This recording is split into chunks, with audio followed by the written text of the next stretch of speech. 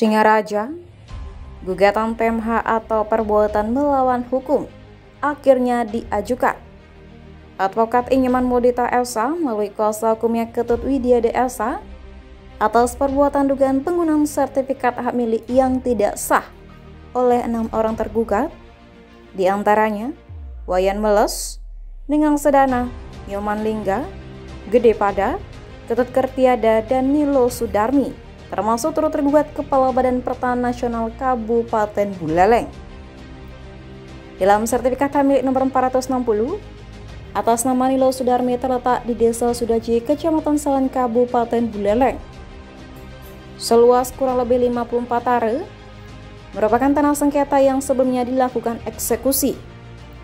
Namun kemudian mencuat dugaan adanya LSAM yang diduga palsu, sebab tidak pernah ada objek terhadap LSAM dengan nomor 460 tersebut.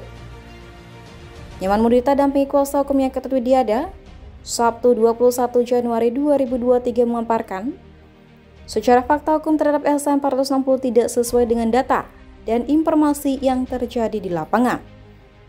Mudita menyebutkan, terhadap permasalahan itu telah dilakukan upaya hukum secara berjenjang. Bahkan, Badan Pertanahan Nasional Kabupaten Buleleng juga mengakui LSAM tersebut bodong, alias tidak sah. Termasuk proses hukum di kepolisian telah menetapkan adanya 2 orang tersangka. Widiade sebagai kuasa hukum menambahkan, gugatan PHM dan atau perbuatan melawan hukum atas nama Nyoman Mudita tersebut dilakukan sejak lama. Setelah kepemilikan tanah atas nama Pandiarka beralih ke Nyoman Mudita dan diketahui oleh para ahli warisnya.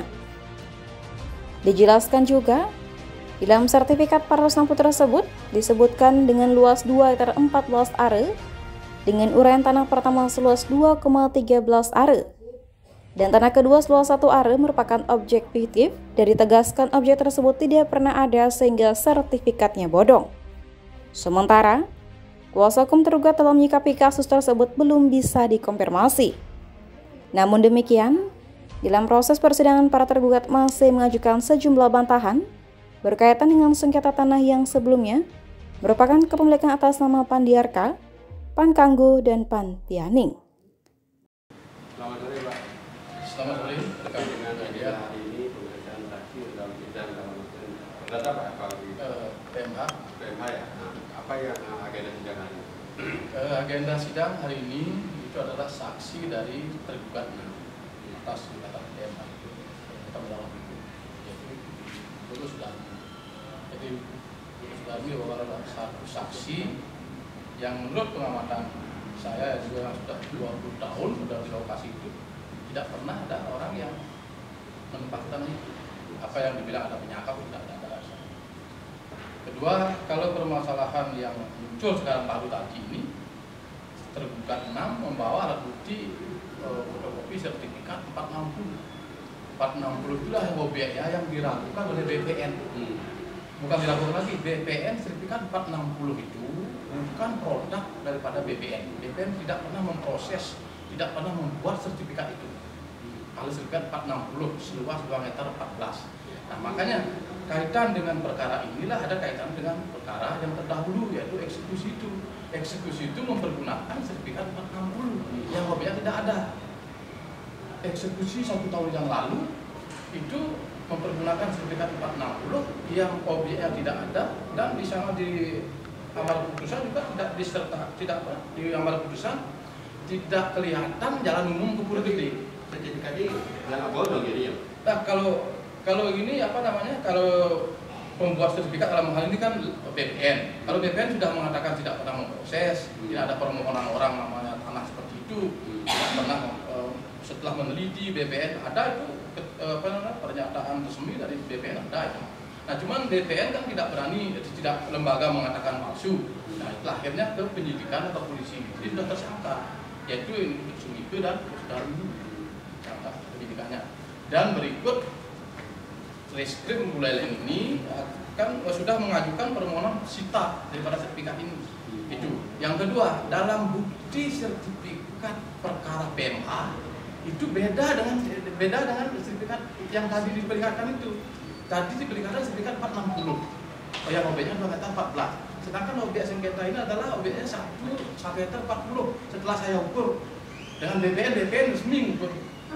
Nah, sejauh itu juga tidak pernah ada orang yang mengukur tanah seluas 2 meter 14 sertifikat 460 yang tadi dijadikan alat bukti oleh tergugat 6.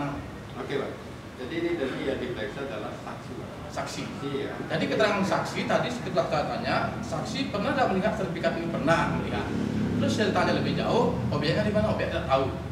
Pada tanah tidak tahu di mana dibeli, dari mana dibeli juga tidak tahu. Terus dipancing dengan pertanyaan oleh rekan saya dan saya sendiri, saudara di sini kapasitasnya sebagai apa? Sebagai saksi atas tanah apa? Tanah sengketa juga diketahui. Nah, kalau hal-hal seperti itu diungkapkan ini kan asumsi, seolah fakta-fakta hukum yang ada di lapangan jangan sampai dikalahkan oleh hal-hal yang rekayasa, yang tidak benar, yang mengalahkan fakta-fakta hukum. Fakta-fakta hukum itu di lapangan jelas ada pula, ada penyanding-penyanding itu. Terkait hal ini, Pak, apa langkah-langkah Pak ke depan dalam persidangan ini biar karena keputusan kemarin agak salah. Bukan salah lagi, sudah mutlak salah. Karena yang namanya ada dalam perdata disebut dengan non executable. Non executable itu ada ciri-cirinya: 1, pemohon eksekusi atau mengaku pemilik tanah sertifikat tidak pernah menguasai tanah. Betul tidak pernah menguasai tanah. Tadi saksi juga katakan tidak pernah. Kedua, sudah tanah yang dikatakan sudah milik orang pihak ketiga. Saya yang memiliki sudah 10 tahun. Selama saya di sana itu menanam ini tidak ada orang keberatan, namanya Sudarmini dengan kedudukan 460. Ada. Sudah gitu batas-batas tanah juga tidak sesuai dengan amar putusan. Itu dengan non executable. Ada kriteria, ada 8 kriteria. Semua terpenuhi. Nah, oleh karena itu saya berharap dalam persidangan perbuatan melawan hukum terhadap tergugat 6 ini, karena tergugat 1 sampai 5 sudah mengakui dia menjual tanah pada saya. Sedangkan akte yang diminta otentik tahun 82. Akte saja tahun 82, sedangkan saksi tadi mengatakan tahun 80. Kan sudah tidak nyambung ini. Ini jelas sekali ini. Tanah tahun 82 aktenya. Dia pernah sana tahun 80. Maka saya tegas tahun berapa buka sana tahun 80. Dia akte saja tahun 82. Nah, inilah. Jadi jangan sampai pengadilan ini sebagai lembaga terakhir, benteng terakhir daripada masyarakat Indonesia, khususnya Buleleng, mencari keadilan, mencari kebenaran, harus berdasarkan kepatutan. Nah, terakhir Pak, apa harapan Pak? Harapan saya tetap dari Pengadilan Negeri Semarang Jatim, Liputan Balejani. Lapor.